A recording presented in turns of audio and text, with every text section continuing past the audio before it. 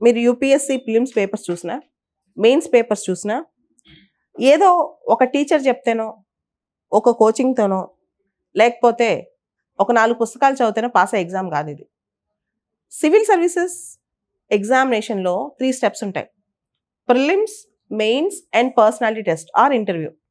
ఈ 3 స్టెప్‌లు పాస్ అవ్వాలంటే, ఈ 3 స్టెప్స్ పాస్ అవ్వాలంటే మనకు కావాల్సినవి కొన్ని టెక్నిక్స్ అన్నమాట. అవి చాలా హార్డ్‌గా నేర్చుకుంటాం మనం. అండ్ ఏది ఎలా ఉన్నా సరే సివిల్ సర్వీస్ ఎగ్జామ్‌లో చాలా ఓపిక కావాలి. It is not a one day match.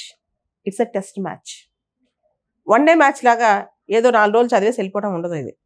అసలు లాంగ్ టర్మ్ మ్యాచ్ అన్నమాట ఇది. చాలా టైం పడుతుంది ఇది. 1 ఇయర్ పట్టొచ్చు, 2 ఇయర్స్ పట్టొచ్చు, ఒకసారి 3 ఇయర్స్ పట్టొచ్చు.